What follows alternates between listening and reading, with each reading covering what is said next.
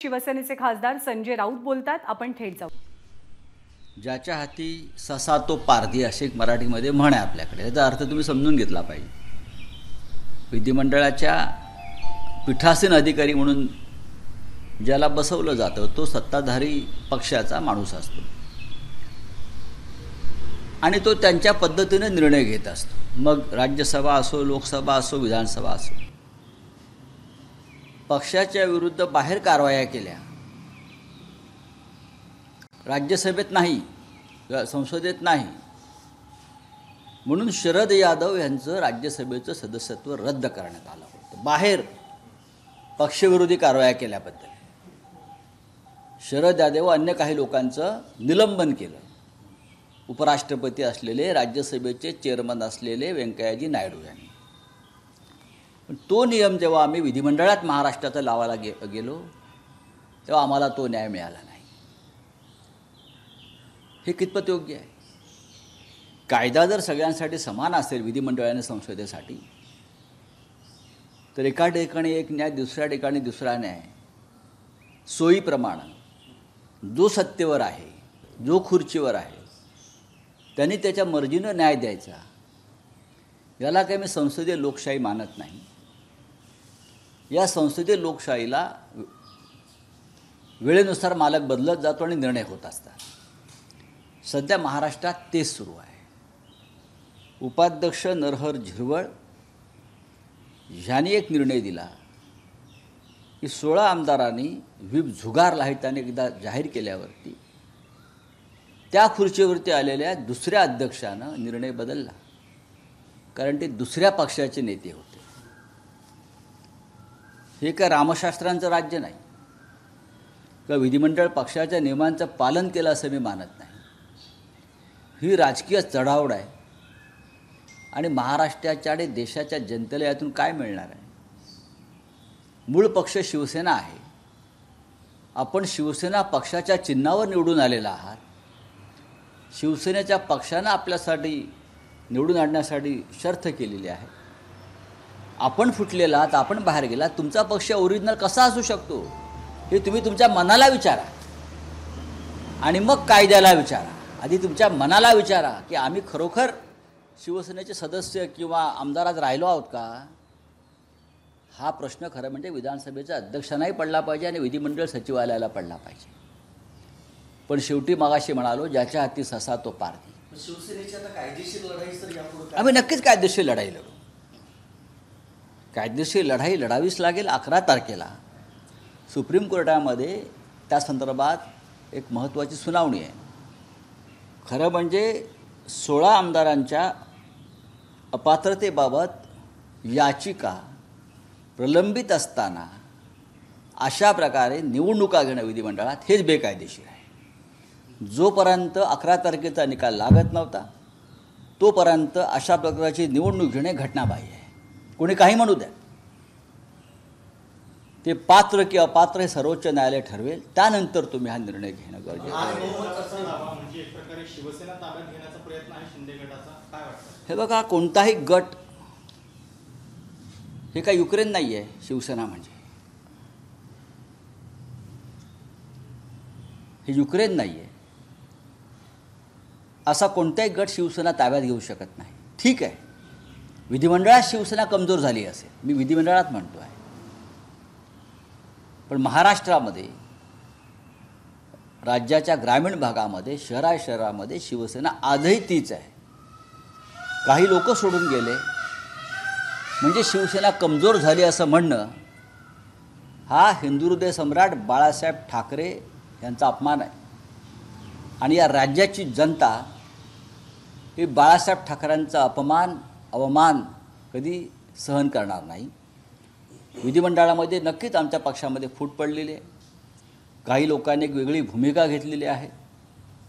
ती भूमिका त्यांनी का घेतली हा प्रश्न त्यांनाही पडला असेल. कोणत्या परिस्थितीत घेतली, ज्या पद्धतीनं सभागृहामध्ये ईडीच्या नावानं गर्जना सुरू होत्या त्याच्यावरून आपल्याला कळलं असेल की हा निर्णय का घेण्यात आला वरपासून खालपर्यंत. पण आम्हाला याची पर्वा नाही आहे. अशा अनेक प्रसंगातून आम्ही यापूर्वी गेलेलो आहोत. हा पक्ष पुन्हा पुन्हा फोडण्याचा प्रयत्न होतो आणि त्यातून शिवसेना उभी राहते. जोपर्यंत मुंबईमध्ये आणि महाराष्ट्रामध्ये शिवसेना मजबूतीनं उभी आहे तोपर्यंत दिल्लीला त्यांचे जे इरादे आहेत मराठी माणसाच्या हातून मुंबई तोडण्याची, महाराष्ट्र तोडण्याचे जे काही त्यांचे इरादे आहेत ते पूर्ण होणार नाहीत. भारतीय जनता पक्षाच्या नेत्यानेच सांगितलं की महाराष्ट्राचे 3 तुकडे करायचे आहेत केंद्राला. पण जोपर्यंत शिवसेना मजबूतीने उभी आहे तोपर्यंत त्यांना शक्य नाही. त्या 3 तुकड्यामध्ये मुंबईचा एक तुकडा आहे, हे मी तुम्हाला अत्यंत जबाबदारीनं सांगतो आहे. मुंबईतल्या धनसत्तेवर काही लोकांना ताबा हवा आहे आणि त्यासाठी शिवसेना कमजोर करायची आणि त्याच्यावरती ताबा मिळवायचा. या सगळ्याची सूत्र या फोडाफोडी मागे आहेत. पण शिवसेना कमजोर झाली असं म्हणत असाल, ती कागदावर झालेली आहे, प्रत्यक्ष जमिनीवर नाही. आजही शिवसैनिक रस्त्यावरती येतील आणि लढा देतील. आज बहुमत चाचणी होती. तुम्ही असा दावा करत होता जेव्हा आमदार गुवाहाटी होते मध्ये तेव्हा की काही लोक सभागृहात आल्यानंतर आमच्या नाही, ज्या पद्धतीनं त्यांच्यावर दाबदबाव आहे, ज्या पद्धतीनं त्यांच्या काउन्सिलावरती वेगळ्या वेगळ्या पद्धतीची हत्यारं लावलेली आहेत, दहशत आहे. आपण पाहिलं असेल, जणू सैन्य उतरवलं होतं मुंबईत, जणू सैन्य उतरवलं होतं. इतकं सुरक्षा आदित्य ठाकरे म्हणतात त्यानुसार कसाबलाही नव्हती. कसाबपेक्षाही जास्त सुरक्षा प्रत्येक आमदाराला दिली. खरं म्हणजे हे आमदार कालपर्यंत वाघ होते, वाघाचे बच्चे होते, छावे होते, छाती पुढे काढून चालत होते, हे आमचेच आहेत सगळे. पण त्यांना इतक्या सुरक्षा व्यवस्थेमध्ये का फिरावं लागतं आहे? भविष्यात त्यांची अवस्था अशा पद्धतीनं जर महाराष्ट्रात त्यांना फिरावं लागत असेल तर ते लोकप्रतिनिधी कसे? पण मला किंवा उद्धवजींना आता ह्या विषयात पडायचं नाही. आम्ही पक्षकार्य, पक्षाचं संघटन यावर लक्ष देऊ. पवारसाहेब म्हणतायत मध्यवर्ती निवडणुका लागण्याची शक्यता आहे, तयारी राहा. माझ्या माहितीप्रमाणे भारतीय जनता पक्षाने तात्पुरती केलेली व्यवस्था आहे महाराष्ट्रामध्ये. ही कायमस्वरूपी चालणारी व्यवस्था नाही. भारतीय जनता पक्षाला फक्त शिवसेना फोडायची होती, ती त्यांनी फोडून दाखवली आणि फुटीर गटाच्या नेत्यांना मुख्यमंत्रीपद दिलं. याच्या पलीकडे मला वाटत नाही की फार मोठी घडामोड काल महाराष्ट्रात घडली. जम्मूमध्ये सर लष्करी तोयबाचे 2 आतंकवाद्यांना पकडले गेलं, त्यातला एक आतंकवादी हा भाजपचा सक्रिय कार्यकर्ता असल्याचं समोर आलेलं आहे. नाही, आता उदयपूरमध्ये जी घटना घडली, ते जे काय घडलेलं आहे उदयपूरमधलं हत्याकांड, त्याच्यामध्ये सुद्धा भारतीय जनता पक्षाचेच लोक समोर आले आहेत फोटोमध्ये. इतर ठिकाणी सुद्धा ज्या हत्या होत आहेत काही प्रकरणामध्ये, त्यासुद्धा भारतीय जनता पक्षाचे कार्यकर्ते असल्याचं चित्र म्हणजे पुरावे समोर येत आहेत. त्याच्यामुळे या देशामध्ये अशा प्रकारे वातावरण 2 धर्मामध्ये द्वेष निर्माण करून दंगली घडवायचे आहेत आणि निवडणुका जिंकायच्या आहेत, असं जर कोणी योजना आखत असेल तर मला वाटतं की देशाचं राजकारण हे रक्तरंजित होताना दिसतंय मला. सरकारमध्ये नाराजीची मोठी फौज आहे असं काल पवारांनी म्हटले आणि विरोधी वातावरणाची जरी असले तरी तयारीला लागे असे आदेश त्यांनी आमदारांना. आम्ही सुद्धा तयारीला लागलेलो आहोत. कायदेशीर लढाई ही कायदेशीर लढाईच्या दिशेने चालत राहील. पण जे शरद पवार म्हणतायत किंवा इतर काही नेत्यांच्या अनुभवातून आणि आम्ही सगळे जो अभ्यास करतो त्यानुसार नक्कीच मध्यावधी निवडणुकांना महाराष्ट्राला सामोरं जावं लागेल. कदाचित गुजरातबरोबर सुद्धा या निवडणुका होऊ शकतात अशी माझी माहिती आहे आणि म्हणून ही तात्पुरती व्यवस्था महाराष्ट्रात त्यांनी केलेली आहे. भारतीय जनता पक्षाचे 106 किंवा त्याच्यापेक्षा जास्त आमदार असतानासुद्धा आज त्यांना दुय्यम भूमिका घ्यावी लागली किंवा घेतली.